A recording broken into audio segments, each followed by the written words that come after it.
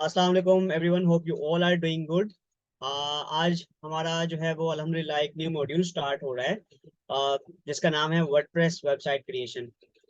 तो स्टार्ट करते हैं हम क्लास को आज की। सबसे पहले हम ऑब्जेक्टिव जान लेते हैं कि इसका ऑब्जेक्टिव क्या होगा। इस मॉड्यूल का ऑब्जेक्टिव ये होगा कि हम अंडरस्टैंड कर सकें इम्पोर्टेंस ऑफ वेबसाइट को, वेबसाइट की प्लानिंग इस तरीके से की जाती है, अंडरस्टैंड कर सकें वेबसाइट के बेसिक कंसेप्ट को।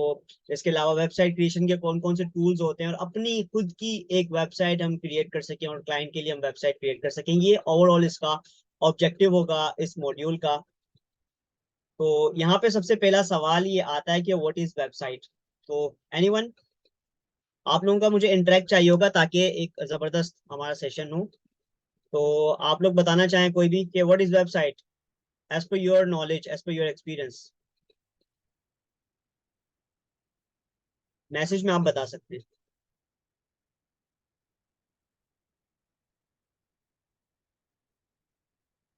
एनीवन?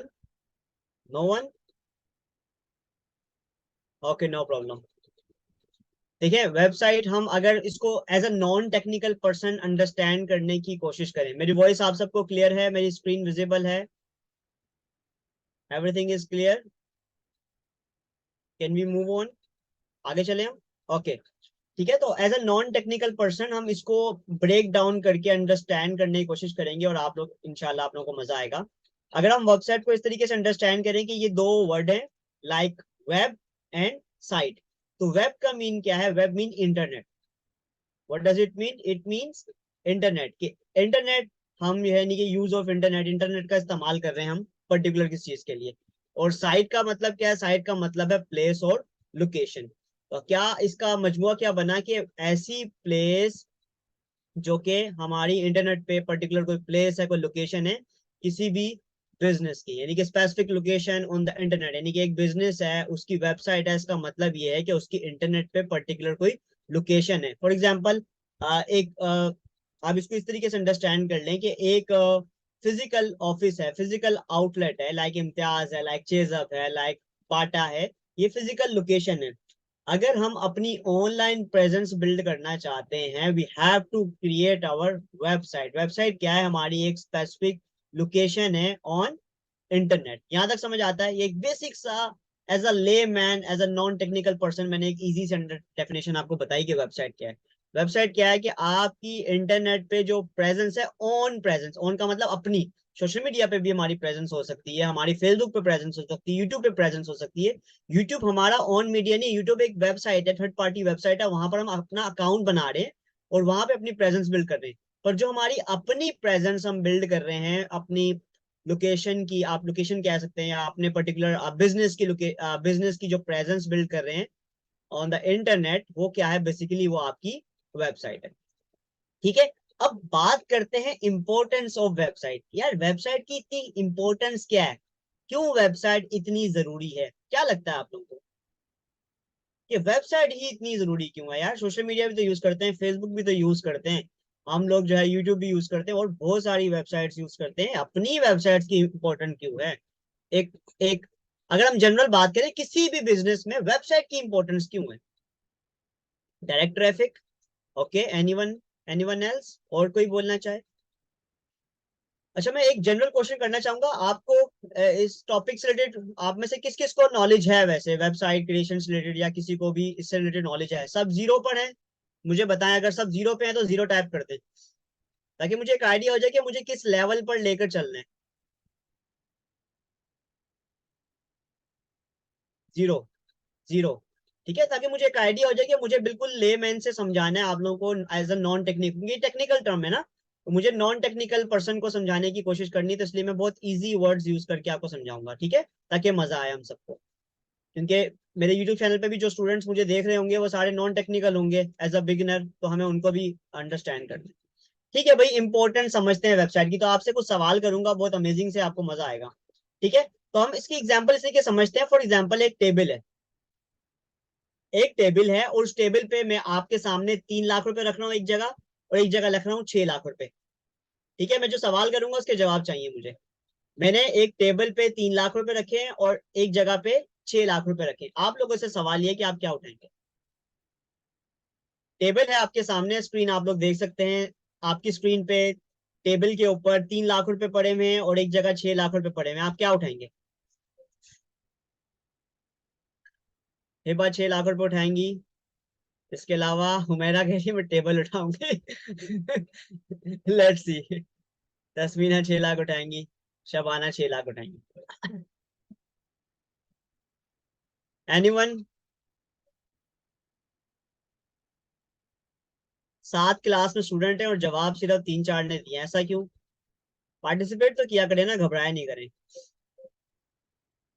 यस, यानी ये पाकिस्तानी अवाम कह रही है कि ज्यादा पैसे उठाएंगे 6 लाख रुपए। आसिम भाई कह रहे हैं पूरा टेबल। ग्रेट। तो भाई जो रियल इसका अगर जवाब हम इस तरीके से दें, एज अ बिजनेस माइंडसेट दें, या आप समझ लेंगे मार्केटिंग इन सेंस में दें, तो भाई हमें जो है वो 3 लाख और 6 लाख, हमें पूरा 9 लाख उठाना चाहिए। भाई क्यों आप 3 लाख टेबल पे छोड़ रहे हैं? मैंने ये तो नहीं कहा कोई एक चीज उठानी है। मैंने ऐसा कहा? मैंने आपको कहा 3 लाख पड़ा हुआ है, 6 लाख पड़ा हुआ है, आपको क्या उठाना चाहिए? ठीक है, या क्या आप उठाएंगे? मैंने ये बिल्कुल नहीं कहा कि आपको 3 लाख ही उठाना है, आपको कोई एक चीज उठानी है, ऐसा मैंने कहा? तो इसका मतलब ये है कि हम अपने लिए अपॉर्चुनिटीज को खुद कम कर रहे हैं ना। अपॉर्चुनिटीज है हमारे सामने कि भाई 3 लाख भी है, 6 लाख भी है, तो why not? Why not 9 lakh rupees? 9 lakh rupees क्यों नहीं उठाना चाहते हम? हमें पूरा 9 लाख रुपए। पाकिस्तानी अवाम क्या करेगी? टेबल भी पूरा उठा लेगी, यानी कि 9 लाख रुपए तो उठाए उठाए, और साथ में टेबल क्यों छोड़े? टेबल भी उठा लेंगे, फ्री में मिल रहा है। ऐसा ही है। तो भाई ये वेबसाइट की इंपॉर्टेंस है, यानी कि अगर हम बिजनेस जनरेट कर रहे हैं, फिजिकल ट्रेडिशनल बिजनेस जनरेट कर रहे हैं, और अगर हमें वहां से 9 लाख 3 लाख रुपए इनकम जनरेट हो रही है, एक पोटेंशियल इनकम है 6 लाख रुपए जो हमें वेबसाइट से जनरेट हो सकती है, जो वेबसाइट ना होने की वजह से हमारी क्या है, वो इनकम जो है वो क्या हो रही है? जाया हो रही है। अपॉर्चुनिटी कॉस्ट है। तो इसका मतलब ये है कि हम 9 लाख रुपए अर्न कर सकते थे वेबसाइट ना होने की वजह से। जो ऑनलाइन बायर्स हैं, जो ऑनलाइन क्लाइंट हैं, वो क्या कर रहे हैं? मिस कर रहे हैं। तो ये एक इंपॉर्टेंस है वेबसाइट की, कि भाई अगर आप पैसे कमा रहे हैं, आप समझ रहे हैं कि यार मैं बिजनेस तो कर रहा हूं ना, तो भाई आप बिजनेस कर रहे हैं, एक पोटेंशियल अमाउंट है जो आप कमा नहीं रहे ना। मैंने एग्जांपल देके आपको समझाने की कोशिश की है कि यार अगर आप पैसे कमा रहे हैं, यस आप कमा रहे होंगे, बट अगर आपकी वेबसाइट भी हो तो आप ज्यादा कमा सकते हैं ना। जो लोग ऑनलाइन गूगल पे आपको सर्च करते हैं कि भाई बाइंग मोबाइल ऑनलाइन, तो अगर आपकी वेबसाइट होगी तो क्या चांसेस है आपकी वेबसाइट, आपका नाम वहां पे रैंक कर जाए? चांसेस है ना। तो इसका मतलब ये है कि ये इंपॉर्टेंस है कि अगर आपने वेबसाइट बिल्ड की होगी तो देर आर चांसेस कि आप गूगल पे रैंक कर सके। ठीक है। तो ये एक एग्जांपल देके मैंने आपको बड़ी एक एग्जांपल देके समझाने की कोशिश की है। तो भाई वेबसाइट की इंपॉर्टेंस को अगर हम अंडरस्टैंड करें, तो भाई सिंपल सी बात है कि हमारी ऑनलाइन प्रेजेंस होती है 24/7। हमारा ऑन मीडिया है, हमारी अपनी वेबसाइट है। आपका जो फ्रंट है वो लोगों, यानी कि जो आपकी शॉप है या जो आपका बिजनेस है, वो लोगों के सामने 24/7 अवेलेबल है। किसी को कुछ भी करना है वो ऑटोमेटेड है। आप वो जाके, जैसे आप दराज पे जाते हैं तो आप इंतजार करते हैं कोई बंदा आए आपसे बात करे तब आप शॉपिंग करेंगे, ऐसा है? तो जरूरी है कोई बंदा आपके सामने आके बात करेगा तो दराज पे आप शॉपिंग करते हैं? आप जाते हैं वेबसाइट पे, दराज पे जाते हैं, जो आपने खरीदना वो परचेज कर लेते हैं, किसी बंदे का इंतजार तो नहीं करते ना। तो ये वेबसाइट की इंपॉर्टेंस है कि यार एक वेबसाइट बनी हुई है, एक ऑटोमेटेड सिस्टम बना हुआ, आपने जाना है शॉपिंग करने, चेकआउट करना है, पेमेंट करनी है ऑनलाइन या चेक ऑन या कैश ऑन डिलीवरी ऑर्डर कर देना, आपको चीज आ जाएगी। फूड पांडा पे जाते हैं, आप फूड पांडा पे ऑर्डर करते हैं, वो आपको घर तक पहुंचाते हैं। तो आप वेट नहीं करते कोई बंदा आपको उस वेबसाइट पे हेलो हाय बोलेगा तब जाके आप ऑर्डर करेंगे, ऐसा है? नहीं ना। तो वेबसाइट की इंपॉर्टेंस ये है कि भाई 24/7 अवेलेबल है आपका स्टोर लोगों के सामने, डिजिटल स्टोर है आपका, या डिजिटल प्रेजेंस है आपकी। इसके अलावा आप वहां पे तमाम अपनी डिजिटल मार्केटिंग या मार्केटिंग की सारी चीजों को आप मैनेज कर सकते हैं। लोगों के सामने क्रेडिबिलिटी और ट्रस्ट फैक्टर्स होता है, ये बहुत सारे फैक्टर्स लिखे हुए हैं, मैंने आपको एक एग्जांपल देके समझा दिया, पूरा ओवरव्यू देकर, पैसों वाली एग्जांपल देकर। एसईओ में आपको हेल्प कर रहा होता है कि सर्च इंजीनियरिंग के आप गूगल पे रैंक करने के आपके पास चांसेस होते हैं। कंटेंट मार्केटिंग, आप अपना तमाम डेटा अपनी वेबसाइट पे पब्लिश कर सकते हैं। ई कॉमर्स अपना मैनेज कर सकते हैं, अगर आपको कोई स्टोर है, कोई आप बाइंग एंड सेलिंग का बिजनेस कर रहे हैं, लीड जनरेट कर सकते हैं अगर आप किसी वेबसाइट पे जाते हैं। मैं आपको प्रैक्टिकल एग्जांपल्स दूंगा आगे जाके, ताकि हम अंडरस्टैंड करें कि आप किसी की वेबसाइट पे जाते हैं तो वहां पे कोई फॉर्म आ जाता है जिसमें आपका मोबाइल नंबर, आपका नाम और आपका ईमेल एड्रेस पूछता है। वो लीड जनरेशन, यानी कि वो आपसे इन फ्यूचर कांटेक्ट कर सकते हैं। आप डाटा यानी कि आपके वेबसाइट पे कौन कौन आ रहा है, क्या हो रहा है, वो सारी चीजें आप उसको डाटा को चेक कर सकते हैं फ्यूचर में। तो ये सारी इंपॉर्टेंस है वेबसाइट की। अगर वेबसाइट नहीं है तो आपके पास ये सारी चीजें क्या हो जाएंगी, मिस हो जाएंगी। तो अंडरस्टैंड करते हैं कि वेबसाइट की इंपॉर्टेंस कितनी है। उसके बाद हमें जो है वो वेबसाइट, चले हमें वेबसाइट समझ आ गया, समझ आ गया वेबसाइट आपको क्या है, वेबसाइट की इंपॉर्टेंस समझ आती है, यहाँ तक क्लियर है, अंडरस्टैंड करते हैं। अब हम आगे बात करते हैं यार वेबसाइट बनाने के लिए। अब वेबसाइट क्रिएशन पे अगर आते हैं तो भाई हमें उसके लिए क्या क्या चाहिए। ठीक है भाई, सबसे पहले जो चीज ये है कि अगर हम वेबसाइट बनाना चाहते हैं तो हमें सबसे पहले ये तो पता हो कि वेबसाइट बनाने का पर्पस क्या है। यानी कि अगर कोई एजुकेशन वेबसाइट है तो उसका एक पर्पस डिफरेंट होगा, कोई बच्चों की वेबसाइट है उसका पर्पस डिफरेंट होगा, कोई एंटरटेनमेंट की वेबसाइट है उसका पर्पस डिफरेंट होगा, कोई जॉब की वेबसाइट है उसका पर्पस डिफरेंट होगा। बिल्कुल ऐसा ही है, टाइम और प्लेस का इशू नहीं होता, आप किसी भी वक्त जा सकते हैं कि क्योंकि रश भी अवेलेबल नहीं होगा। फिजिकल स्टोर में आते हैं तो वहां पे रश भी होता है, टाइम की भी पाबंदी है कि 9 बजे से लेकर 9 बजे तक खुला हुआ है। वेबसाइट के पास 24/7 है, आप कभी भी जाएं, चीज आप परचेज कर सकते हैं, बाय कर सकते हैं, या आप इंफॉर्मेशन ले सकते हैं। तो भाई हम बात कर रहे हैं प्लानिंग एंड कॉन्सेप्ट की। उसमें सबसे पहली जो चीज हमें देखनी होती है वो होता है कि वेबसाइट का पर्पस क्या है, किस पर्पस के लिए वेबसाइट बना रहे हैं। फिर उस वेबसाइट पे जो कंटेंट पब्लिश हुआ, अगर हम, मैं आपको दिखाने की कोशिश करूं ताकि हम उसको बेहतर समझ सकें।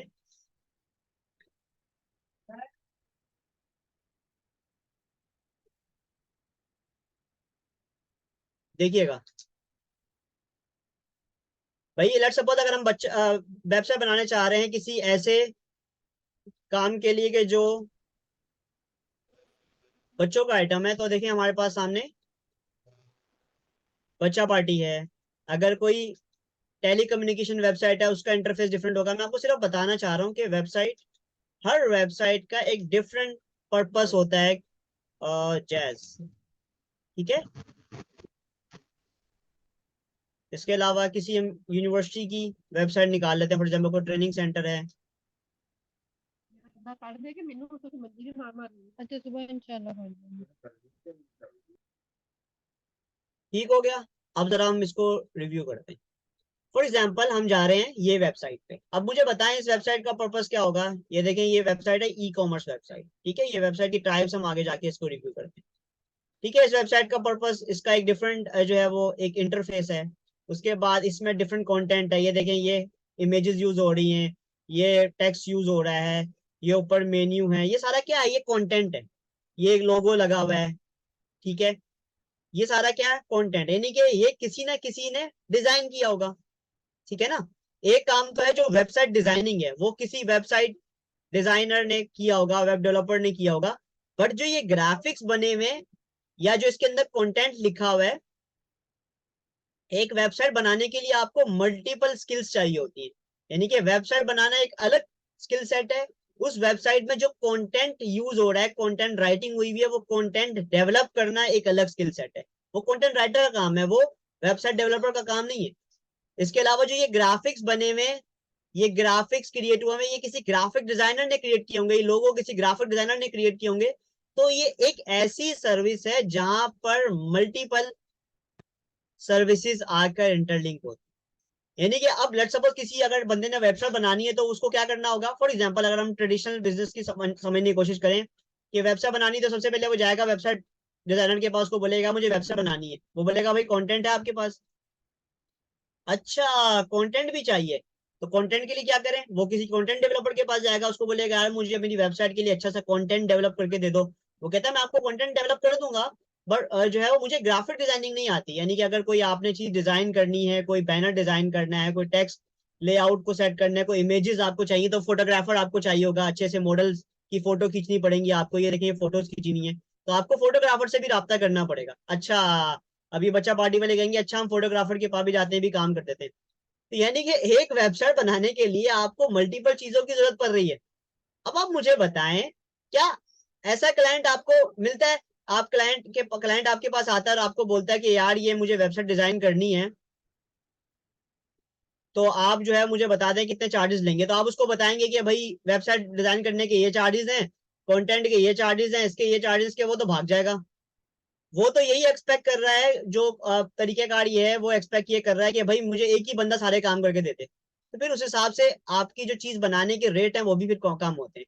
यानी कि अगर आपको एक प्रॉपर वेबसाइट बनानी है तो उसके लिए आपको हर चीज का एक्सपर्ट चाहिए होगा, कंटेंट का एक एक्सपर्ट चाहिए होगा, फोटोशूट का एक अलग एक्सपर्ट चाहिए होगा, हर चीज का एक अलग एक्सपर्ट चाहिए होगा। पर अब आपको पता है कि मार्केट में कंपटीशन इतना है कि एक ही बंदा हर काम कर देता है।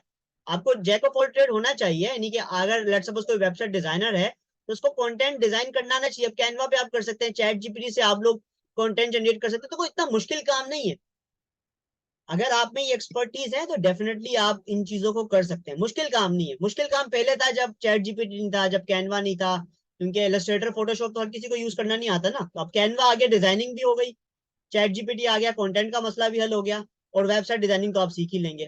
ठीक है, तो अब चीजें क्या हो गई हैं, आसान हो गई। अब एक ही बंदा मल्टीपल काम कर सकता है, जबकि पहले ऐसा नहीं था। पहले हर काम करने के लिए मल्टीपल स्किल सेट रिक्वायर्ड थी, और उसके लिए फिर कॉस्ट भी बढ़ जाती थी। तो अब जो वेबसाइट बनाना आपसे चाहेगा वो एक्सपेक्ट करेगा कि उसके सारे काम आप ही करके देते हैं। ठीक है, अगर लेट सपोज कोई चीज उसकी ऐसी है जो कि आप नहीं कर सकते, फॉर एग्जाम्पल ये पिक्चर्स हैं, अगर ये पिक्चर्स नेट से वो कहे उठा लो तो ठीक है, पर अगर उसको कस्टमाइज पिक्चर चाहिए तो फिर ये आपको बोलना पड़ेगा उसको कि सर ये मुझे कंटेंट आप प्रोवाइड कर दें, लोगो अगर आपका बना हुआ तो मुझे आप प्रोवाइड कर दें, ताकि वो मैं चीजें डिजाइन में यूज कर सकूं। ठीक है, तो मैंने आपको एग्जांपल दी कि ये वेबसाइट जो थी किससे रिलेटेड थी, एक एक ई कॉमर्स वेबसाइट थी। हम इस वेबसाइट पे जाते हैं, ये देखें, इस वेबसाइट पे ये लोगो लगा हुआ है, ये इसका एक इंटरफेस है। और एक चीज का ख्याल करें, हर वेबसाइट की एक पर्टिकुलर ब्रांडिंग है, एक पर्टिकुलर थीम है। लेट्स लेट सपोज अगर जैज को देखेंगे तो जैज, देखिए रेड येलो, रेड येलो के अलावा कोई और चीज नजर आ रही है आपको? ये देखें रेड येलो, ये थीम है, इसका चल रहा है, ये इसका ब्रांड है। ब्रांडिंग के अंदर बेसिकली चीजें होती है, कलर लोगो, ये ब्रांडिंग के अंदर आते हैं। ठीक है, ये प्रॉपर इसका क्या चल रहा है। अब ये किसका काम है, ये थीम सेट करना किसका काम है, ये डिजाइनर, ये वेबसाइट डिजाइनर का काम है, ये आपकी जिम्मेदारी है। इसके लिए जरूरी नहीं आप बोले सर ये तो ग्राफिक डिजाइनर का काम है, नहीं भाई, फिर आप क्या करोगे।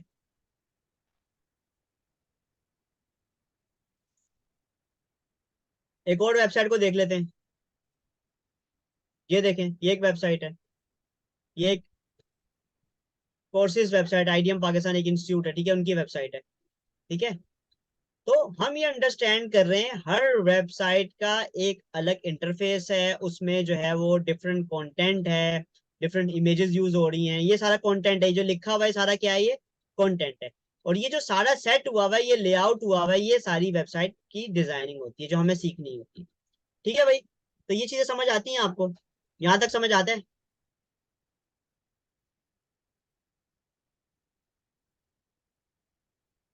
तो हम बात कर रहे थे सबसे पहले, मैंने आपको ये सारी चीजें समझाने की कोशिश की है कि सबसे पहले जब आप वेबसाइट क्रिएशन की बात करते हैं, जो पहली चीज होती है वो प्लानिंग एंड कॉन्सेप्ट होता है। यानी कि बगैर प्लानिंग के, अगर फॉर एग्जांपल क्लाइंट आपको बोलता है मुझे वेबसाइट बना दो, अगर आप उससे पूछेंगे नहीं कि आपका बिजनेस क्या है, क्या पर्पस है, क्यों वेबसाइट बनाना चाहते हो, तो क्या आप उसको उसके मुताबिक वेबसाइट बना के दे सकते हो? आप लोग सारे डिजाइनर हो, ग्राफिक डिजाइनर हो, अगर क्लाइंट आपको बोलता है मुझे एक पोस्ट डिजाइन करके दो, तो क्या आप उससे पूछोगे नहीं पोस्ट में क्या मैटर डालना है, पोस्ट किससे रिलेटेड बनानी, क्या पूछोगे? नहीं पूछोगे ना।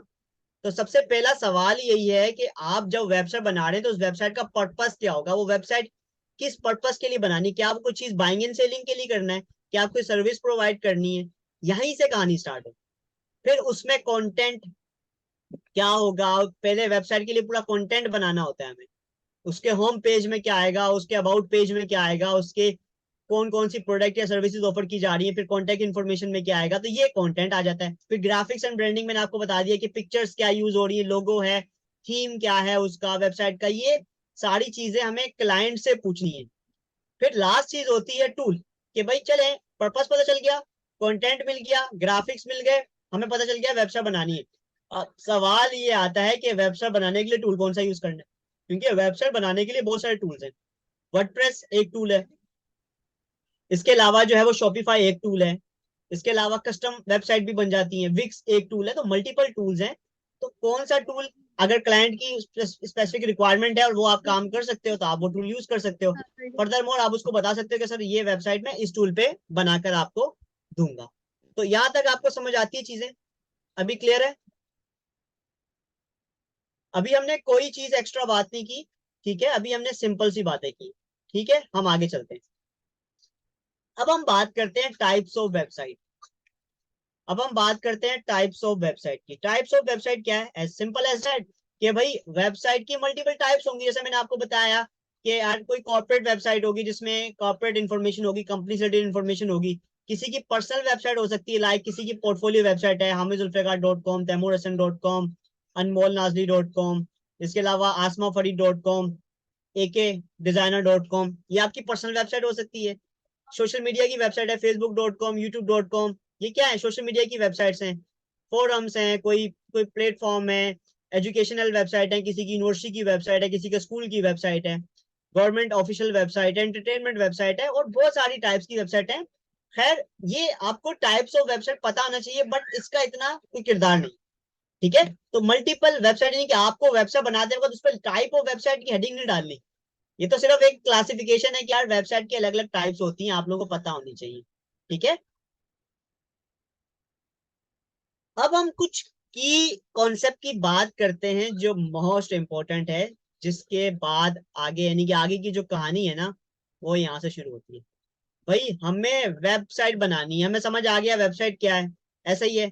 हमने ये अंडरस्टैंड कर लिया वेबसाइट की इंपॉर्टेंस क्या है, मैंने आपको एग्जांपल देके समझाने की कोशिश की है। अब वेबसाइट बनानी है, हमने ये देख लिया, उसके लिए प्लानिंग करनी पड़ती है, उसके लिए हमें कंटेंट चाहिए, उसके लिए हमें ग्राफिक्स ब्रांडिंग का पता होना चाहिए, टूल्स कौन सा यूज कर रहे हैं हम।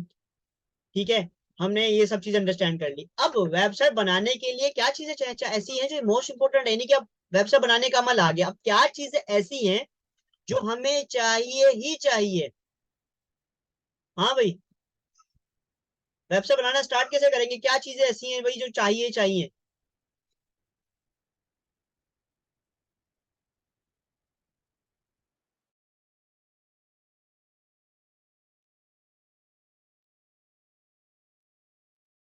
जी जी। अच्छा जी, स्टूडेंट कह रहे हैं डोमेन होस्टिंग। मेरी वॉइस क्लियर आ रही है आपको? स्क्रीन नजर आ रही है?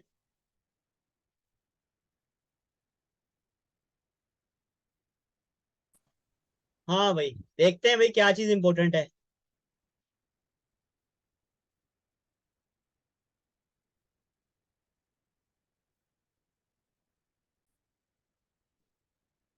डन है। ओके, तो भाई हमारा सवाल ये था कि वो क्या चीज ऐसी है जो हमें वेबसाइट बनाने के लिए चाहिए चाहिए। स्टार्ट कहाँ से लेना है? तो भाई जैसे बाकी स्टूडेंट ने कहा डोमेन एंड होस्टिंग, तो भाई जानते हैं आप डोमेन एंड होस्टिंग क्या होता है? ये क्या है डोमेन, क्या है होस्टिंग? पहले आप लोग बताइए, फिर मैं as a non technical person चीजों को लेके चलूंगा, यानी कि ले मैन की तरह बिल्कुल आसान तरीके से तोड़ तोड़ के समझाने की कोशिश करूंगा, और चीजों को इतना आसान कर दूंगा आप लोगों के लिए कि आपको सब क्लियर हो जाएगा। यानी कि जो चीज टेक्निकल है मैं उसको आसान से समझाऊंगा आपको, 100% समझ आ जाएगा। अनमोल जानती है, अनमोल के अलावा कोई और बताया कि क्या होता है डोमेन? अभी हम होस्टिंग की बात नहीं करें, अभी हम बात करें सिर्फ डोमेन की। एक चीज को पहले अंडरस्टैंड करते हैं, व्हाट इज डोमेन। चलो अंडरस्टैंड करते हैं यार ये क्या है। एक एग्जांपल है, उसके एग्जांपल के जरिए समझने की कोशिश करते हैं। मुझे बताएं, आपने एक प्लॉट लिया है, एक प्लाट लिया है, उर्दू में अगर बोले प्लाट एक लिया है, तो मुझे बताएं कि आप प्लाट घर के लाएगा? मैंने एक प्लाट लिया और मैं सबको बोल रहा हूँ मैंने घर लिया हुआ, मैंने घर लिया हुआ है, मुझे बताएं वो घर है मेरा? नहीं है। जब तक कि मैं उसको कंस्ट्रक्ट नहीं करूंगा, उसको बिल्ड नहीं करूंगा, वो घर नहीं कहलाएगा। एग्री करते हैं इस बात से?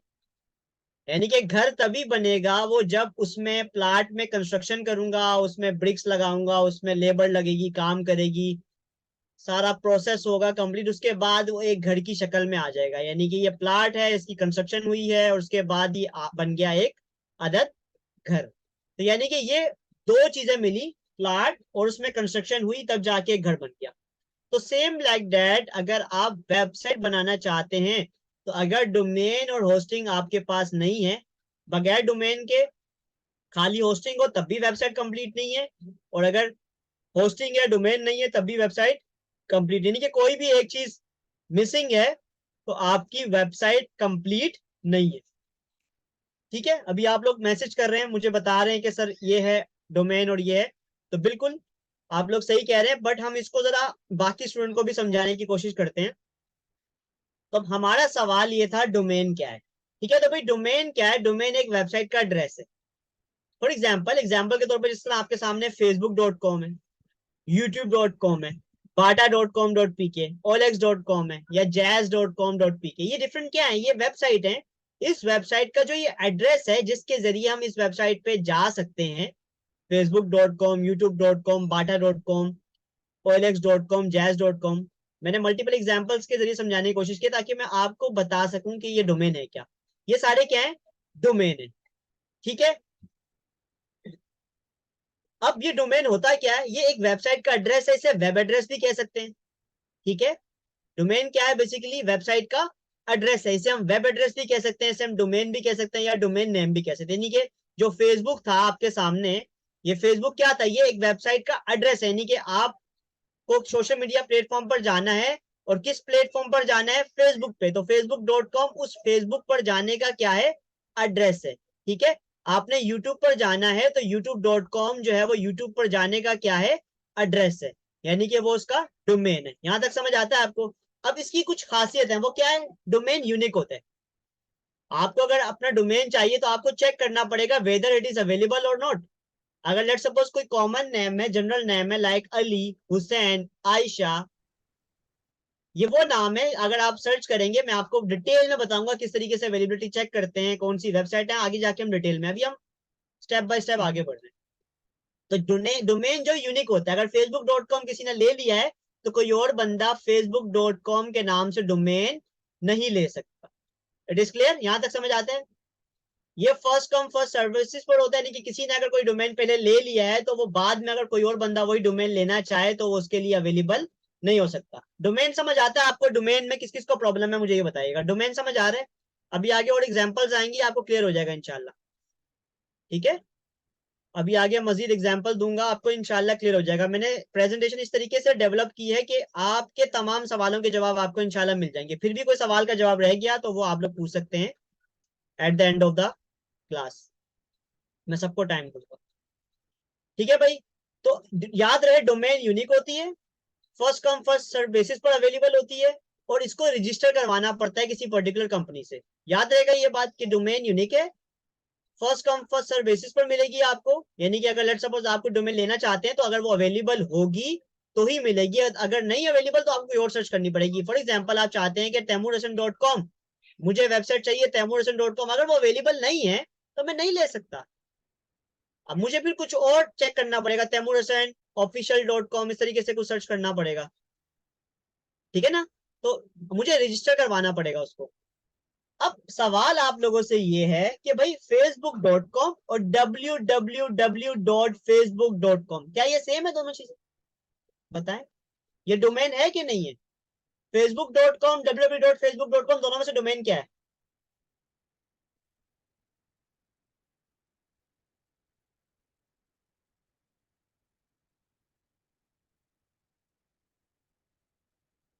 अच्छा, मजा आ रहा है आप लोगों को? इंटरेस्टिंग है? एक नई चीज सीख रहे हैं आप लोग।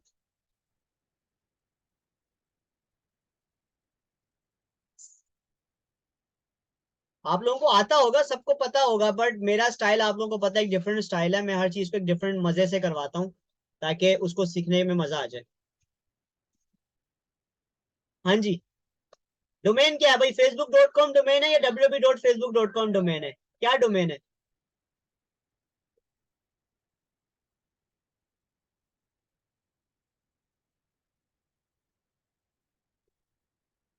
बोले हैं? क्या डोमेन है? facebook.com, www.facebook.com।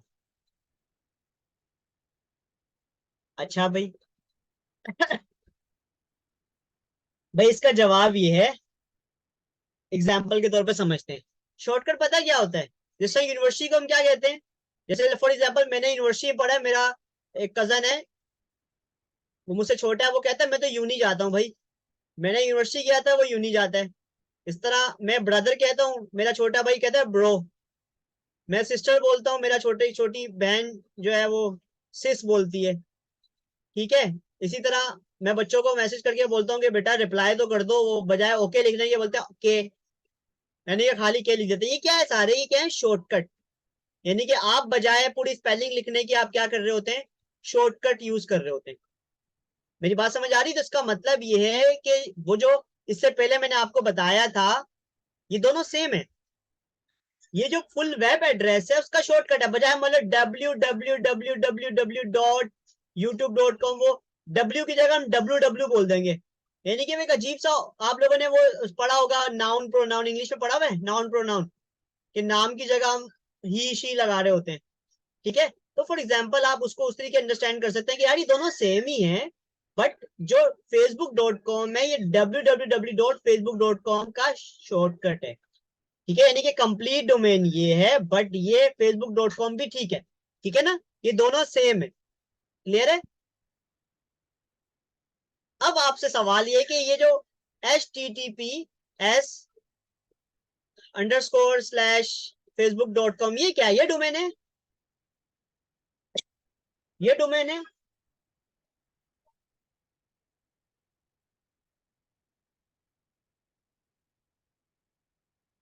ये डोमेन है, बताइए। facebook.com और www.facebook.com तो डोमेन हमने कहा है, अब ये है डोमेन, ये लिखा हुआ है https।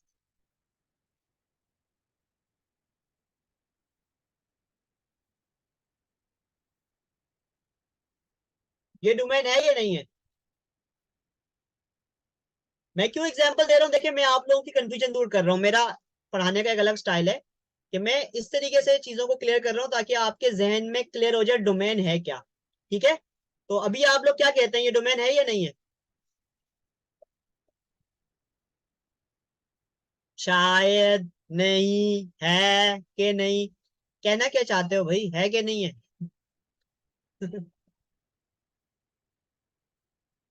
हाँ, वो मेरा कह रही है हाइपर टेक्स्ट ट्रांसफर प्रोटोकॉल, मेरा उसकी जो है वो एब्रीवेशन बता रही हूँ मैं, यू आर राइट।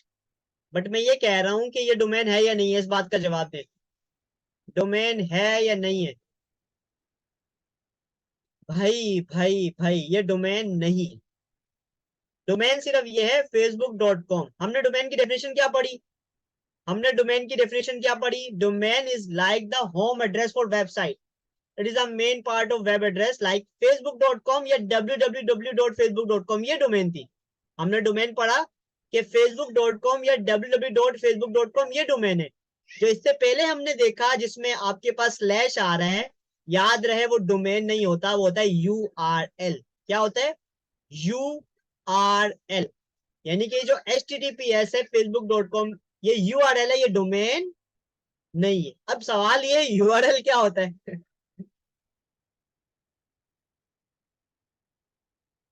अच्छा सच में बताएं, बोर तो नहीं हो रहे? मैं चीजों को इंटरेस्टिंग वे में समझाने की कोशिश कर रहा हूँ, ठीक है।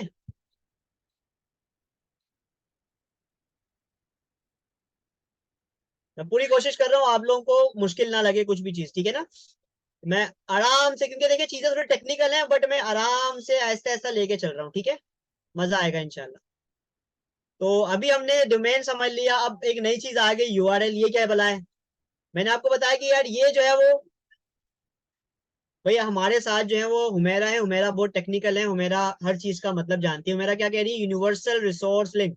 क्या बात है, हुमेरा ने चैट जीपी तो नहीं खोली हुई?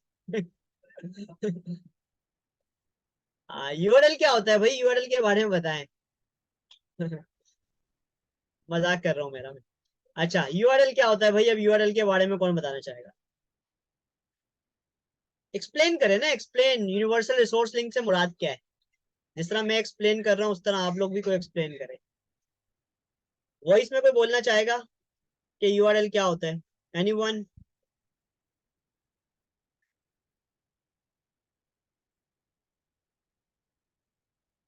कोई नहीं बोलना चाहता, कोई बात नहीं, मैं बोल देता हूँ, ठीक है भाई। भाई बिल्कुल ऐसा ही है, यूनिफॉर्म रिसोर्स, यूनिफॉर्म भी कह सकते हैं, यूनिवर्सल भी कह सकते हैं, ये एक लिंक होता है, ठीक है। अब इससे समझ तो नहीं आएगा ना, अभी समझ ऐसे आएगा भाई। यूआरएल क्या होता है? एक स्पेसिफिक पेज और पर्टिकुलर वेबसाइट का कोई पेज होता है। लेट सपोज आप, मेरा मेरा अगर आपको फेसबुक पे जाना है तो आप कैसे जा सकते हैं? facebook.com/सर तैमूर हसन, ये मेरा क्या है? ये मेरा URL है। जो सर तैमूर हसन है वो फेसबुक का यूजर नेम है, और कंप्लीट की बात करूं facebook.com/सर तैमूर हसन, ये क्या है? URL है। यानी कि उस URL पे जाके स्पेसिफिक उस पेज पर जा सकते हैं, फेसबुक के उस पर्टिकुलर पेज पे, नहीं कि तैमूर हसन की आईडी पे जाना है। आप फेसबुक पे जाओगे facebook.com, वो तो जनरल है, पर अगर आप फेसबुक के अंदर सर तैमूर के पास जाना चाहते हो तो facebook.com/सर तैमूर हसन। ठीक है, तो ये बेसिकली क्या है, यूआरएल है। ठीक है, हम इसको अब डिफरेंशिएट करके समझने की कोशिश करते हैं, डोमेन और यूआरएल है क्या यार, फर्क क्या है। तो भाई हमने ये अंडरस्टैंड किया, अभी तक जो हमने चीजें समझी है उसको कंक्लूड कर लेते हैं कि डोमेन क्या था, facebook.com। ठीक है ना, अब इसको अंडरस्टैंड करते हैं एग्जाम्पल से, ताकि आपके जहन में एग्जाम्पल बैठे। देखिए किसी भी चीज को समझने के लिए जहन में एग्जाम्पल रखनी है। facebook.com ये एक स्ट्रीट का एड्रेस है कि आपका घर है कहाँ भाई। ठीक है, मैं आपको बोलूं मुझे फेसबुक पे जाना है, तो फेसबुक पे जाने के लिए क्या करना पड़ेगा, facebook.com ये वेबसाइट है, ये उसका एड्रेस है, ये वेब एड्रेस कहलाता है, ये डोमेन कहलाता है। अब फॉर एग्जाम्पल, अब मैं आपसे पूछूं कि यार कंप्लीट इन्फॉर्मेशन, तो जिसमें मुझे किसी बंदे की वेबसाइट, किसी बंदे के पेज पर जाना है, तो उसके लिए आपको क्या करना पड़ेगा, उसका पूरा यूआरएल डालना पड़ेगा, जिसे हम लिंक भी कहते हैं। यूआरएल को क्या कहते हैं, लिंक भी कहते हैं। यूआरएल की शॉर्ट फॉर्म हम लिंक भी कहते हैं। ठीक है ना, यानी कि https:/facebook.com/सर तैमूर हसन, ये पूरा कंप्लीट एड्रेस है जो कि आपको स्पेसिफिक उस वेब पेज पर ले जाएगा, उसको स्पेसिफिक उस लोकेशन पर ले जाएगा। जिस तरह के रूम, एक घर के अंदर बहुत सारे रूम है, अब मुझे रूम नंबर 1 में जाना है, 2 में जाना है, 3 में जाना है, सबका अलग अलग रास्ता होगा, सबकी अलग अलग लोकेशन होगी, ऐसा ही है। डोमेन और यूआरएल क्लियर समझ हो गया आपको, आ गया डोमेन और यूआरएल में फर्क समझ आ गया सबको। ठीक है, इसको आसान जबान में ये समझ लें कि वेबसाइट का जो एड्रेस है वो डोमेन कहलाता है, उस वेबसाइट पे पर्टिकुलर पेजेस के जो एड्रेस होंगे वो यूआरएल कहलाएंगे। जिस तरह फेसबुक का एड्रेस facebook.com है, फेसबुक में हुमेरा की जो आईडी है वो कहलाएगी facebook.com/ जो भी हुमेरा का यूजर नेम है। क्लियर है। अब सवाल आता है होस्टिंग। डोमेन को तो हमने समझ लिया, यहाँ पे किसी का कोई सवाल है डोमेन के टॉपिक में तो आप लोग माइक ओपन करके पूछ सकते हैं। जी स्टूडेंट्स, होस्टिंग, डोमेन हमें क्लियर हो गया है, अब हम होस्टिंग के बारे में जानते हैं। हमने कहा था कि वेबसाइट बनाने के लिए हमें दो चीजें चाहिए, हमें डोमेन चाहिए, डोमेन का मतलब वेबसाइट का एड्रेस। हमने इसको आसान जबान में ये समझा कि वेबसाइट का एड्रेस, कि जिस पर्टिकुलर वेब एड्रेस से कोई पर्सन हमारी वेबसाइट पे लैंड कर सकता है, हमारी वेबसाइट पे जा सकता है, वो है डोमेन। मेरी वॉइस क्लियर है, मेरी स्क्रीन क्लियर है, प्लीज अपडेट दीजिएगा मुझे। ओके, आसिम आप अपने हैंड से चेक कर लें। Okay, thank you. तो होस्टिंग के बारे में क्या कह रहे हैं स्टूडेंट्स, होस्टिंग के बारे में कह रहे हैं students, hosting is where website file store. Okay, anyone, और किसी को नॉलेज है होस्टिंग के बारे में कि क्या होता है होस्टिंग? Okay, no problem. क्या मेरे स्टाइल में जानना है होस्टिंग किसे कहते हैं, मैं अपने स्टाइल में बताऊं, आसान जबान में? Good. ठीक है भाई, एग्जाम्पल लेते हैं। एग्जाम्पल, हर चीज को एग्जाम्पल समझते हैं। ठीक है, स्पेशली आप लोगों के लिए मैंने ये डिजाइन किया सब कुछ। एग्जाम्पल लेते हैं भाई। फॉर एग्जाम्पल मुझे एक सेल्फी लेनी है, तो मुझे बताएं डेटा कहाँ सेव होगा। मोबाइल से सेल्फी ले रहा हूँ, डेटा कहाँ सेव होगा? मैंने मोबाइल से सेल्फी ली, मैंने अपना मोबाइल पकड़ा, ये मेरा मोबाइल है, मैं एक सेल्फी ले रहा हूँ, बताएं कहाँ सेव होगा डेटा?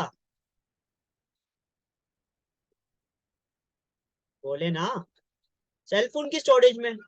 इसका मतलब पर्टिकुलर कुछ भी काम आप मोबाइल पे कर रहे हो, सेल्फी ले रहे हो, वीडियो बना रहे हो, कहीं ना कहीं स्टोर होगा।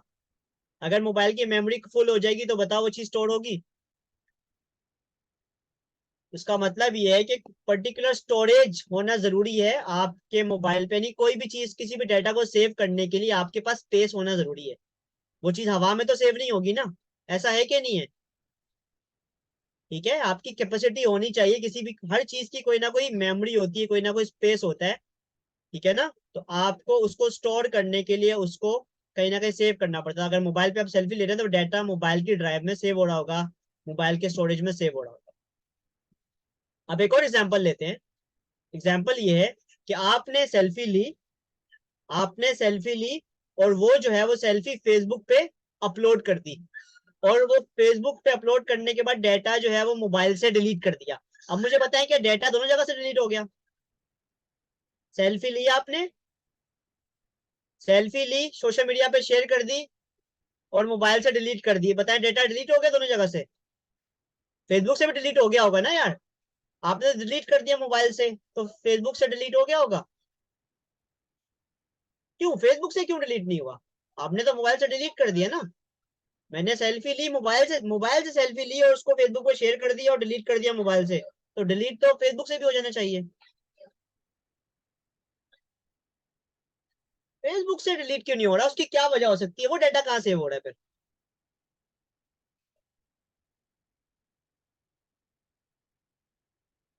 तो वो डाटा कहाँ जा रहा है, ये तो पूछ रहा हूँ। डाटा कहीं ना कहीं तो सेव हो रहा होगा ना। हमने ये समझा कि मोबाइल पे सेल्फी ली थी, मोबाइल पे डाटा सेव था। तो अगर फेसबुक पे सेल्फी हमने अपलोड कर दी, मोबाइल से डिलीट कर दी, मोबाइल का डाटा डिलीट हो गया, पर फेसबुक वाला डाटा कहाँ जा रहा है? तो इसका मतलब ये है कोई ऐसी जगह है, एग्जाम्पल समझ आ रही है मैं समझाना क्या चाह रहा हूँ? ऐसी कोई जगह है जहां पर फेसबुक का डाटा सेव हो रहा होगा। हवा में तो नहीं जा रहा ना। ऐसे दुआ करेंगे डाटा आ जाएगा, दुआ नहीं करेंगे डाटा नहीं आएगा। कहीं पर्टिकुलर जगह होगी जहां पे सेव हो रहा होगा। एग्री करते हैं सारे? कहीं ना कहीं तो सेव हो रहा होगा। आपको जो जीमेल आती है, आपको जो आप जो डाटा गूगल ड्राइव में डालते हैं, गूगल ड्राइव होती है उसमें डाटा डालते हैं, वो कहीं ना कहीं तो सेव हो रहा है ना। इंटरनेट पे कहीं ना कहीं तो सेव हो रहा है। ऐसा ही है। तो उस डाटा, वो डाटा कहाँ सेव हो रहा है, पहली बात। और वो पूरा प्रोसेस क्या है, क्या हम भी वो कर सकते हैं, नहीं कर सकते, क्या चीज है उसको अंडरस्टैंड करते हैं। तो उसके लिए हमें एक चीज अंडरस्टैंड करनी है, वो है सर्वर। ये कौन सा सर्वर है? ये कोई बंदे का नाम है सर्वर भाई? ये सर्वर भाई कौन है? ये सर्वर क्या होता है भाई, किसी को पता है सर्वर? सर्वर भाई के बारे में कोई जानता है? आसिम भाई जानते हैं सर्वर भाई के बारे में। आसिम भाई बड़े भाई हैं ये आपके?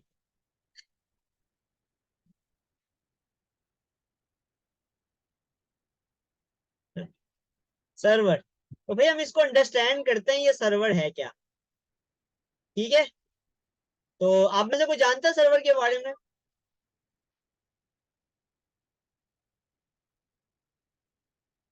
हाँ, तो किसने बोला ये? तस्मीना कहती है कि मैंने सुना है कि सर्वर डाउन है वेबसाइट का। यानी कि देखिए, कुछ वर्ड्स होते हैं जो हमने सुने होते हैं। ठीक है, इसका मतलब ये वो जगह हो सकती है, ये वो जगह हो सकती है जहां पर डेटा सेव हो रहा होगा। फॉर एग्जाम्पल, अभी मुझे नहीं पता, हम ये अज्यूम कर लेते हैं शायद ये वो जगह हो जहां पर डेटा सेव हो रहा हो। तो इसके बारे में जानते हैं थोड़ा, ये सर्वर है क्या भाई। फॉर एग्जाम्पल हम इसको कैसे समझ सकते हैं कि सर्वर क्या है। जिस तरह हम जो अपनी वेबसाइट बनाना चाहते हैं, वो बेसिकली क्या है, जो हम वेबसाइट बनाते हैं या लोगों के साथ हम वेबसाइट को शेयर करते हैं, बेसिकली सर्वर क्या है, इसे हम वेब सर्वर भी कहते हैं। ये वो वेब सर्वर है जिसकी वजह से हमारी वेबसाइट बन रही होती है, या हमारी वेबसाइट का जो डाटा है वो सेव हो रहा होता है, या लोगों के साथ जो चीजें शेयर हो रही होती है वो इस सर्वर की वजह से हो रही होती है। समझ आया? नहीं आया? नहीं आया ना? तब इसको थोड़ा और समझने की कोशिश करते हैं। ठीक है, तो अब आप इसको इस तरीके से समझ लें। अगर हम एग्जाम्पल से समझने की कोशिश करें, यूएसबी देखी है आपने? यूएसबी देखी है? यूएसबी क्या करती है, डाटा को क्या करती है, स्टोर करती है। ठीक है ना? इसी तरह हार्ड ड्राइव क्या करती है, डाटा को, हार्ड ड्राइव क्या करती है, डाटा को स्टोर करती है। यूएसबी की एक अपनी कैपेसिटी होगी, हार्ड ड्राइव की एक अपनी कैपेसिटी होगी, 1000 GB है, 2000 GB है, 5000 GB है, एक अपनी कैपेसिटी होगी। तो जो सर्वर होता है वो एक जायंट हार्ड ड्राइव की तरह समझ लें, कि एक ऐसा जायंट, एक बड़ी सी मशीन जहां पर आपका सारा डाटा स्टोर हो रहा है। इसको ऐसे समझ सकते हैं। ठीक है, अब मुझे आप लोग बताएं, क्या हम लोग खुद सर्वर खरीद सकते हैं? जैसे यूएसबी हम खरीदते हैं, हम हार्ड ड्राइव खरीदते हैं, क्या सर्वर हम खुद खरीद सकते हैं अपनी वेबसाइट के लिए? बताएं। खुद खरीद सकते हैं? क्या, क्यों खरीद नहीं सकते, क्या मसला क्या है? भाई यूएसबी खरीद लेते हैं हम। अभी हमने बात की ना कि यार सर्वर से हम ये कर सकते हैं कि अपनी वेबसाइट का डाटा स्टोर कर सकते हैं, ये मेन मकसद तो यही है। वरना डाटा कहाँ स्टोर होगा? क्यों नहीं खरीद सकते यार, कोई क्या वजह क्या है? ये होते हैं सर्वर रूम, यानी कि जहां पर सर्वर मैनेज होते हैं, वो जगह जहां पर सर्वर मैनेज हो सकते हैं, मैनेज किए जाते हैं, वो सर्वर रूम कहलाते हैं। क्या कहलाते हैं? Server room. For example, Facebook है तो फेसबुक का जहाँ डाटा स्टोर हो रहा है वो सर्वर रूम है, फेसबुक के बने हुए, जहाँ पे बेतहाशा डाटा लोगों का पड़ा हुआ है, वो सर्वर रूम कहलाते हैं। ठीक है, तो वो बड़े बड़े सर्वर रूम होते हैं। अब उन सर्वर रूम को मैनेज करने के लिए आपको कूलिंग स्पेस चाहिए, क्योंकि मशीन है, हीट अप होगी। कूलिंग स्पेस चाहिए आपको। फिर दूसरी बात है, क्या सस्ते आते होंगे ये? एक यूएसबी 1000-2000 की आती है, तो मुझे बताओ इतना बड़ा डेटा स्टोर करने के लिए जो बड़े बड़े सर्वर है, क्या वो सस्ते आते होंगे? सस्ते आते होंगे? नहीं, लाखों करोड़ों रुपए के होंगे ना, लाखों करोड़ों रुपए के होंगे। फिर दूसरी बात ये कि इसको मैनेज करने के लिए मैंने आपको बताया कि अगर आपने अपना लैपटॉप देखा हो, लैपटॉप अगर आप अपने क्या कहते हैं इसे, अपने गोद में लैपटॉप को रखोगे, थोड़ी देर बाद क्या हो जाएगा, गर्म हो जाता है लैपटॉप। उसकी वजह है उसके अंदर मशीन है, हीटअप हो जाता है। उसके नीचे कूलिंग फैन होता है, अगर कूलिंग फैन से एयर पास नहीं होगी तो लैपटॉप हीटअप हो जाता है। तो खुद सोचो, सर्वर रूम को कंट्रोल करने के लिए वहां पे फिर आपको एयर कंडीशन लगाना पड़ेगा, उसकी कॉस्ट आएगी। फिर टेक्निकल लोग चाहिए होंगे, टेक्निकल लोग चाहिए होंगे उसको मैनेज करने के लिए। ऐसा ही है, ये सर्वर रूम है पूरा। तो इसका मतलब ये है कि बहुत सारे चैलेंजेस हैं, हम सर्वर रूम मैनेज नहीं कर सकते। क्या जरूरी है कि अगर आपको कहीं रिहाइश इख्तियार करनी है तो अपना घर लेना जरूरी है? अगर हमारे पास पैसे ना हो तो अपना घर कैसे लेंगे? अगर मुझे कहीं पे रहना है तो क्या जरूरी है अपना घर लेकर ही रहा जाए, और कोई ऑप्शन नहीं है? और कोई ऑप्शन है सस्ते में? क्या ऑप्शन होता है सस्ते में? अगर मुझे कहीं रिहाइश इख्तियार करनी, मेरे पास घर नहीं है और मैं नहीं ले सकता, तो क्या ऑप्शन है, क्या करूं मैं? रेंट पर ले सकता हूँ, ऐसा ही है ना? मैं रेंट पर स्टे ले सकता हूँ जो मेरे बजट में हो।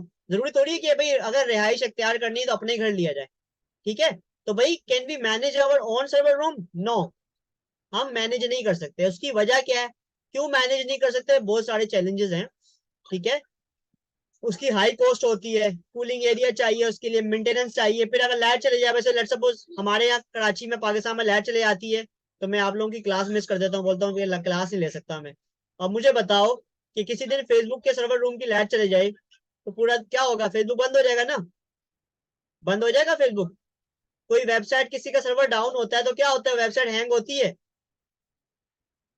आप लोगों का कैनवा कैनवा हैंग हो रहा होता है, कैनवा कैनवा बहुत टाइम लेता है ओपन करने में। उसकी वजह है कि कैनवा पे अब लोड आ रहा है, लोग आ रहे हैं, लोग ज्वाइन कर रहे हैं, वो लोड आ रहा है, डाटा आ रहा है, क्या हो रहा है, डाउन हो रहा है। ऐसा है, तो इसका मतलब ये, इसके लिए टेक्निकल सपोर्ट चाहिए, बैटरी बैकअप चाहिए, मेंटेनेंस चाहिए। तो भाई हम अपना सर्वर मैनेज नहीं कर सकते, कॉस्ट का इशू है, बहुत सारी चीजें जो कि हम मैनेज नहीं कर सकते। तो भाई सिंपल सी बात ये पूरी कहानी बताने का मकसद क्या है कि हमें रेंट पर लेना पड़ता है सर्वर, और उस सर्वर के रेंट के लेने को हम कहते हैं, हमें क्या, इस जुमले को क्या कहते हैं, होस्टिंग। वी नीड होस्टिंग, हमें होस्टिंग लेनी पड़ती है, जहां पर हम अपना डेटा स्टोर करते हैं। तो ये पूरी कहानी समझ आई आप लोगों को? होस्टिंग क्या है? होस्टिंग क्या है कि हम पर्टिकुलर एक स्पेस लेते हैं जहां पर हम अपना डेटा स्टोर कर सकते हैं अपनी वेबसाइट पर। ठीक है, तो मैंने पूरी एग्जांपल देके टेक्निकल, ताकि कोई आपसे पूछे ना तो आपको पता होनी चाहिए। क्लाइंट देखिए, मेरा मकसद खाली ग्राफ, आपको वेबसाइट डिजाइनिंग सिखाना नहीं है, वो आप सीख जाएंगे। मेरा मकसद है अंडरस्टैंडिंग डेवलप करना, कि आपको किसी के सामने बात करने आनी चाहिए। अगर आप किसी को एक्सप्लेन नहीं कर सकते, किसी के सामने बात नहीं कर सकते, तो वो बोलेगा यार तो उसको कुछ भी नहीं आता, ये तो मेरा नुकसान कर देगा। ऐसा है कि नहीं है? क्लाइंट का ट्रस्ट बिल्ड करने के लिए क्लाइंट से दो चार बातें करने आनी चाहिए आपको। उसको पता हो कि ये बंदा टेक्निकल है या इसने अच्छा सीखा हुआ है, इसको किसी अच्छे बंदे ने सिखाया है, सर तैमूर से सीख के आया ये। ठीक है, तो ये है। तो भाई मैंने आपको होस्टिंग को एक्सप्लेन किया, अब इसको जरा सम अप कर लेते हैं। हमने क्या समझा, डोमेन एंड होस्टिंग को अब समराइज कर देता हूँ, उसके बाद आज की क्लास को हम यहाँ पे क्लोज कर लेंगे। आज के लिए इतना हजम करना बहुत जरूरी है। भाई डोमेन क्या था, एड्रेस था। भाई ये घर है, एग्जांपल देता हूँ, ये घर है, इस घर का एड्रेस क्या है भाई, क्या है इस घर का एड्रेस? इस घर का एड्रेस क्या है, डोमेन। इस घर का एड्रेस क्या है, डोमेन। ठीक है, ये जो घर है पूरा, ये घर जो मैनेज हो रहा है, ये घर कहाँ मैनेज हो रहा है? ठीक है, जहां पे सारा फर्नीचर पड़ा हुआ है वो होस्टिंग है। ठीक है, और जो बीच में फर्नीचर है, सारा जो सामान पड़ा हुआ है वो है डेटा फाइल्स। ठीक है, जो डेटा फाइल्स हैं वो एक घर में मैनेज हो रही है, वो घर कहला रहा है क्या, होस्टिंग। ठीक है, तो ये आपने अंडरस्टैंड करना है कि इस एग्जांपल के जरिए कि भाई ये है डोमेन एंड होस्टिंग। तो अब हम इन चीजों को मजीद अंडरस्टैंड करेंगे, डोमेन लेना कहाँ से है, होस्टिंग कैसे कहाँ से लेनी है। अब आप खुद सोचें हम फॉर एग्जाम्पल हम सब्जी लेने जाते हैं, आलू लेने गए, आलू कितने रुपए किलो है तो बता सकता है? किसी को पता है? आलू प्याज कितने रुपए किलो है? मेरे पास 100 रुपए किलो। और प्याज?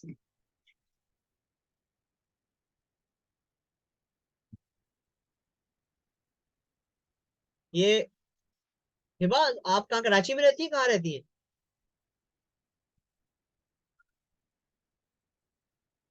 अच्छा, ठीक है भाई। अब देखें, फॉर एग्जाम्पल आप आलू लेने के लिए जा रहे हैं, प्याज लेने के जा रहे हैं, तो इसके लिए ज्यादा सोचते हैं क्या कि किसी अच्छी जगह से जाके मैं लूंगी या लूंगा? गली में भी आएगा तो ले लेंगे ना, अब सोचेंगे इसके लिए? या अपने किसी रिश्तेदार से जाके रिव्यू लेंगे कि यार मैंने आलू लेने हैं, मुझे बताएं जरा कि कौन सी क्वालिटी के और किस किस कलर के आलू ले हुए हैं। बताएं। ऐसा होता है? जरूरत है रिव्यू लेने की? जरूरत है किसी से? खराब भी निकलेंगे, कोई टेंशन थोड़ी है, खराब निकले, दो खराब निकले, इससे आपके लिए कोई इतना बड़ा इशू तो नहीं है ना।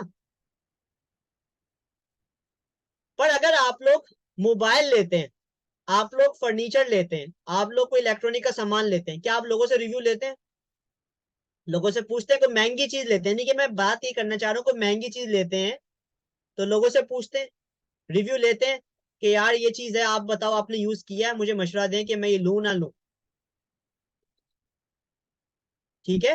यानी कि आप उसको बार बार क्लेम नहीं करते। फॉर एग्जाम्पल आप कोई चीज खरीद के ले आए, फिर उसको जाके वापस करवाना, 100 मसले होते हैं, और प्राइस भी उसकी गिर जाएगी, 100 चीजें होती है। नहीं कि बार बार इन चीजों को खरीदो फरोख्त नहीं कर सकते आप। एक बार ले लिया तो लॉन्ग लाइफ के लिए लेना है आप। तो इसी तरह आलू तो आप रोज लेके आ रहे थे ना, आज सब्जी बनाई, कल फिर बनाएंगे, परसों फिर बनाएंगे, फ्रीक्वेंट आप परचेज कर रहे होंगे।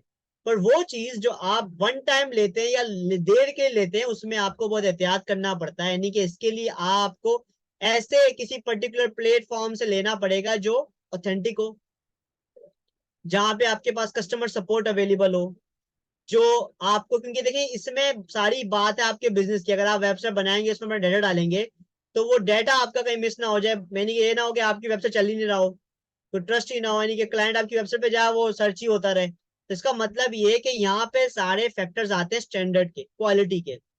तो यहाँ पर आपको ऐसे पर्टिकुलर प्लेस से लेनी है वेबसाइट या डोमेन या होस्टिंग, जहां से आपको ट्रस्ट हो।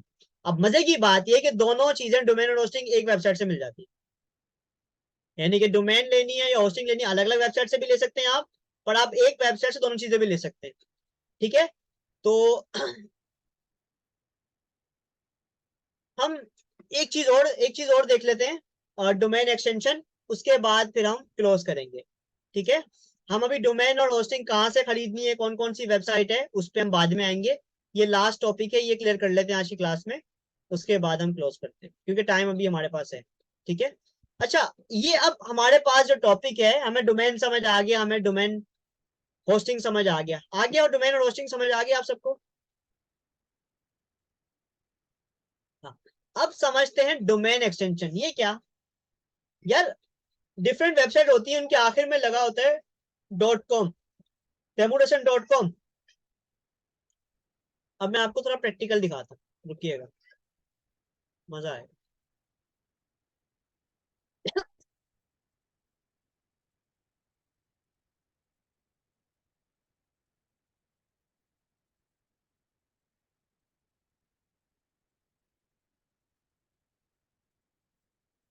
देखिए मैंने वेबसाइट खोली थी,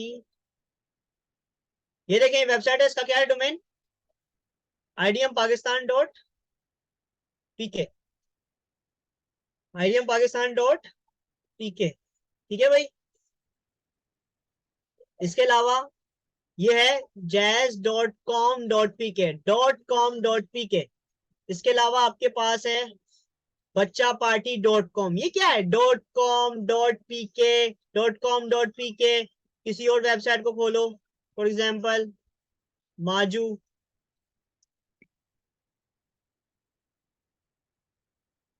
मोहम्मद अली जिना, जिना.edu। ये edu लिखा हुआ है इसके आखिर में। इसके अलावा और कोई वेबसाइट निकालते हैं, पंजाब यूनिवर्सिटी की, university of Punjab, www.pu.edu.pk। Karachi university निकालते हैं, यूनिवर्सिटी ऑफ कराची। इसकी क्या वेबसाइट है? University of Karachi dot edu dot pk, इसका भी pk है। बाटा निकालते हैं, बाटा, बाटा, बाटा शूज, bata.com.pk। पिज्जा हट निकालते हैं। ये क्या है बताएं ना मुझे।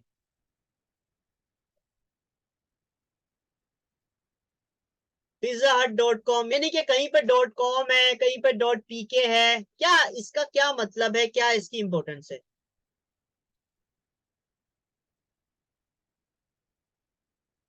यस, हुमेरा कह रही है कि depend on the type of web page, पहचान हो सकती है ये। गुड। इसका मतलब ये है कि कोई ना कोई स्पेसिफिक रीजन होगा जिसकी वजह से ये आप वेबसाइट पर आप लगा सकते हैं कि आप जो डोमेन लेना चाहते हैं तो आपको ये अपनी डोमेन एक्सटेंशन सेलेक्ट करनी से कहते हैं डोमेन एक्सटेंशन। क्या कहते हैं? We are talking about domain extension. We are talking about domain extension. अब मल्टीपल डोमेन एक्सटेंशन होती है, हम इसको अंडरस्टैंड करते हैं कि इनकी अहमियत क्या है। क्योंकि देखें, आप जब डोमेन लेते हैं तो आपको ये अंडरस्टैंड करना है कि आप का जो, देखें सबसे पहले हमने कहा था ना, वेबसाइट बनाने के लिए आपको पर्पस पता होनी चाहिए कि आपकी वेबसाइट का पर्पस क्या है। आपका जो बिजनेस है वो क्या है?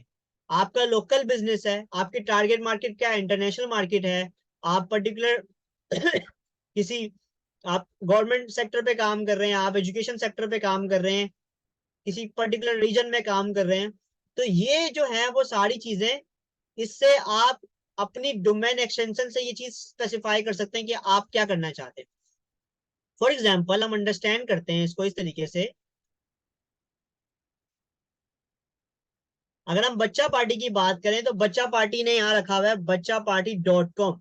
इसका मतलब ये है कि बच्चा पार्टी जो है वो उनकी जो रीच है या वो उनकी जो टारगेट मार्केट है वो ये इससे जाहिर करना चाहते हैं कि वो ये .com जो एक्सटेंशन होता है ये जनरल होता है। जनरल का मतलब ये कि अगर आप वर्ल्ड वाइड काम करना चाहते हैं, यानी कि आप जो है वो, अब इनको इन्होंने यहाँ पे पाकिस्तान में डिलीवरी पाकिस्तान में करते हैं, पर ये इनका इरादा होगा कि ये इंटरनेशनल काम करना चाहते हैं, तो इसलिए इन्होंने .com के एक्सटेंशन लिया। अगर इनकी टारगेट मार्केट खाली पाकिस्तान होती तो ये .pk ले लेते। फॉर एग्जाम्पल ये IDM पाकिस्तान .pk, इनके नाम के साथ ही पाकिस्तान है, IDM पाकिस्तान .pk। इसका मतलब ये है कि इनकी जो ऑडियंस होगी वो पाकिस्तान से रिलेटेड होगी, पर्टिकुलर इस कंट्री से रिलेटेड है। इनकी जो टारगेट मार्केट जो कोर्स करवा रहे हैं सिर्फ पाकिस्तानियों को ही करवा रहे हैं। अब पाकिस्तानी दुनिया के बाहर भी रहते हो, पर करवा किसको रहे हैं, स्पेशली इनकी टारगेट मार्केट कौन है, पाकिस्तान के लोग हैं। अगर हम बाटा की बात करें, बाटा शूज,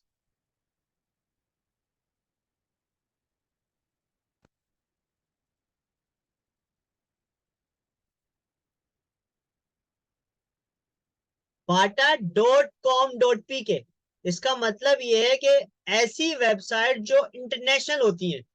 bata.com इंटरनेशनल वेबसाइट है, इसका जो ये .pk वाला वर्जन है ये सिर्फ पाकिस्तान के लिए। इसका मतलब बाटा की और भी वेबसाइट होंगी, जो इंटरनेशनल ब्रांड होते हैं वो इस तरह की वेबसाइट लगाते हैं, bata.com.pk, bata.com कुछ और। फॉर एग्जाम्पल अगर हम खाली bata.com सर्च करें, ये देखें, ये bata.com भी वेबसाइट है, ये इनकी इंटरनेशनल वेबसाइट है, कॉर्पोरेट वेबसाइट है। अगर आपको किसी भी वेबसाइट पे जाना है, बाटा की किसी भी कंपनी, मतलब किसी भी पर्टिकुलर रीजन पे जाना है, आप ऑस्ट्रेलिया पे जाना चाहें, आप क्लिक करेंगे तो ऊपर खुल जाएगी bata.net.au। au का मतलब ऑस्ट्रेलिया। अब इन्होंने नेट क्यों लिखा हुआ है? अब ये इन्होंने एक्सटेंशन सेलेक्ट किया हुआ है, नेट का मतलब होता है इंटरनेट, ठीक है ना। अब ये डिपेंड करता है, तो इनकी जनरल वेबसाइट है bata.com, और इन्होंने हर कंट्री की स्पेसिफिक एक वेबसाइट ली हुई है। इंडिया में जाते हैं तो इंडिया की वेबसाइट क्या रखी हुई इन्होंने, bata.com/in, ये इंडिया की वेबसाइट है। तो मैं उम्मीद कर रहा हूं कि आपको आइडिया हो रहा है एक्सटेंशन क्या होते हैं। एक्सटेंशन आपकी वेबसाइट, देखें, आपको बहुत एहतियात से लेना है एक्सटेंशन, यानी कि अगर आप एक्सटेंशन सेलेक्ट करें तो उसके लिए पहले आपको रिसर्च करनी पड़ेगी, क्योंकि सवाल ये आता है सर अगर गलत एक्सटेंशन ले लें तो भाई लेने से पहले पहले तो सोच लें। अगर ले लिया तो भाई कोई जान से नहीं मारेगा आपको। बट कुछ एक्सटेंशन ऐसे हैं जो आप नहीं ले सकते, जैसे ऑर्गेनाइजेशन ORG, ये ORG है। अगर हम बात करें ORG, अगर मैं यहाँ पे लिखूं .org, अगर आपको सर्च करना है कि ये कौन सा एक्सटेंशन किसके लिए, तो आप यहाँ पे सर्च भी कर सकते हैं, .org लिखें तो आपके सामने आ जाएगा कि डॉट ओआरजी किसके लिए होता है, लिखा हुआ है, देखिए डॉट ओआरजी का मतलब ऑर्गेनाइजेशन, दो तरह की ऑर्गेनाइजेशन होती है, एक होता है प्रॉफिटेबल और एक होता है नॉन प्रॉफिटेबल। आमतौर पे जो नॉन प्रॉफिटेबल ऑर्गेनाइजेशन होती हैं वो अपने साथ डॉट ओआरजी लगाती हैं, चाहे ऐसे ईदी है या इसके अलावा बहुत सारी हैं, ओआरजी लगा सकती है। अब उन्होंने लिया है नहीं लिया वो एक अलग मैटर है, but ORG specially non profitable organisation के लिए होता है, द न्यूज डॉट ओआरजी, ठीक है। इसके अलावा और बहुत सारी वेबसाइट होंगी जिन्होंने अपने साथ ओआरजी लगाया होगा, ठीक है। इसके अलावा मैंने आपको एग्जांपल दे दी ओआरजी की। अब एक और आपके सामने दिखा रहा हूँ, ये एक पार्टी है पाकिस्तान मुस्लिम लीग नवाज लीग, इनकी वेबसाइट है PMLN.org, ठीक है। ये एक नॉन गवर्नमेंटल यानी कि प्रॉफिटेबल ऑर्गेनाइजेशन तो नहीं है, नॉन प्रॉफिट ऑर्गेनाइजेशन है, तो ये ओआरजी लगा सकते हैं अपने साथ। तो इस तरह की वेबसाइट जो कि नॉन प्रॉफिट होती हैं वो अपने साथ ओआरजी का एक्सटेंशन ले सकती है। अगर आप लेना चाहते हैं, अगर आप ऐसी वेबसाइट बनाना चाहते हैं जिसकी ऑडियंस इंटरनेशनली हो, तो आप .com ले सकते हैं जो कि जनरल है, ठीक है। इन फ्यूचर आपका इरादा हो इंटरनेशनल काम करने का तो आप .com ले लें, कोई इशू नहीं है, पर base sources on the availability होनी चाहिए। या अगर आप कहते नहीं सर मैंने तो पाकिस्तान में काम करना था, आप .pk ले लें, ठीक है। तो ये चीजों का आपने क्या करना है, ख्याल करना है। तो ये एक्सटेंशन समझ आता है आपको, एक्सटेंशन समझ आता है आपको, मैंने काफी एग्जांपल देके समझाने की कोशिश की है। व्हाट इज एक्सटेंशन, एक्सटेंशन समझ आता है, इसे कहते हैं डोमेन एक्सटेंशन, ठीक है। .com .net जो होता है आमतौर पर network websites, internet website, hosting website ये ले रही होती हैं। .org है, .pk .au ऑस्ट्रेलिया से रिलेटेड है, .com.pk जो कि इंटरनेशनल वेबसाइट होती हैं, मल्टीनेशनल वेबसाइट्स होती हैं, वो इस तरह से लेती हैं, .com.pk .com इस तरह से लेती हैं। .edu.pk ये एजुकेशन वेबसाइट। .me वैसे तो ये .me जो है ना वो एक कंट्री के लिए भी स्पेसिफिक है। अगर हम जाएं गूगल पे और .me लिखूं मैं, .me, तो ये कंट्री के लिए भी स्पेसिफिक है, पर कुछ चीजें वो मल्टीपर्पज है, यानी कि कुछ वेबसाइट है मल्टीपर्पज। अगर आप अपनी पर्सनल वेबसाइट लेना चाहते हैं .me, ये देखें .me,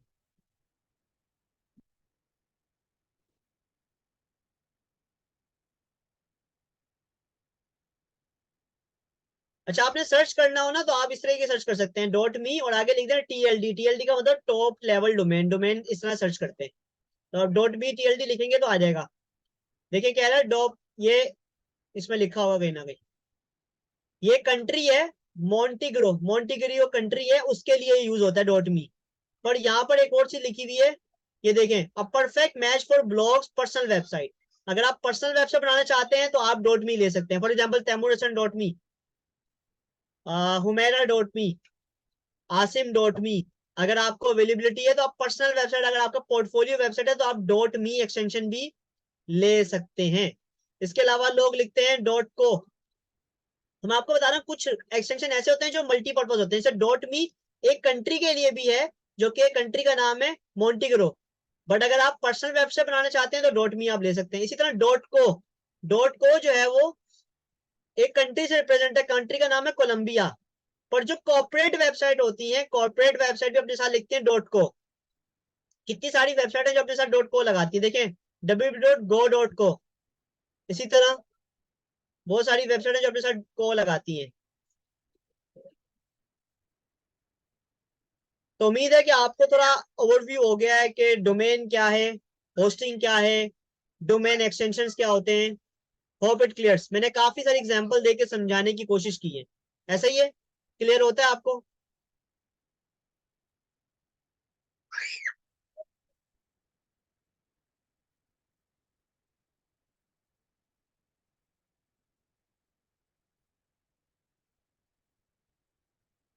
अब आप लोगों का असाइनमेंट ये है यहाँ पर तमाम स्टूडेंट्स का, आप लोगों ने अब सर्च करना है कि वो कौन कौन सी वेबसाइट्स हैं जो कि डोमेन एंड होस्टिंग प्रोवाइड करते हैं, तो सर्च करना है आपने, ताकि हम नेक्स्ट क्लास में फिर उस पर बात करेंगे, ठीक है। कॉर्पोरेट वेबसाइट क्या होती है, कॉर्पोरेट वेबसाइट सिंपल जो कंपनीज की वेबसाइट होती हैं, आप यहाँ लिखें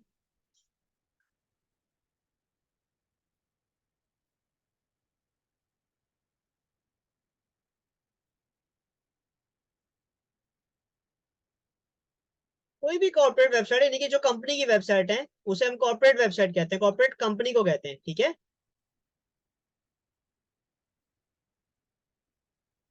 किसी कंपनी की वेबसाइट, को इंस्टीट्यूट है, कोई बड़ी ऑर्गेनाइजेशन है, वो भी अपने साथ डॉट को लगा सकते हैं।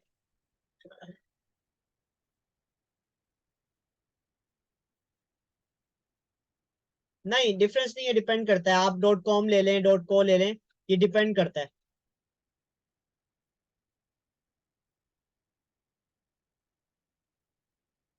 क्योंकि देखिए हर कंट्री में डिफरेंट डिफरेंट सिनेरियो होते हैं, डिफरेंट टर्म एंड कंडीशन होते हैं।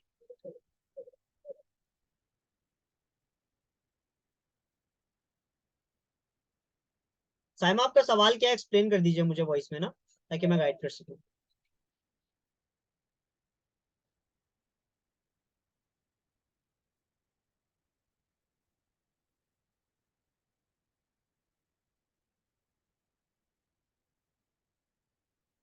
अच्छा, कोई प्रॉब्लम नहीं।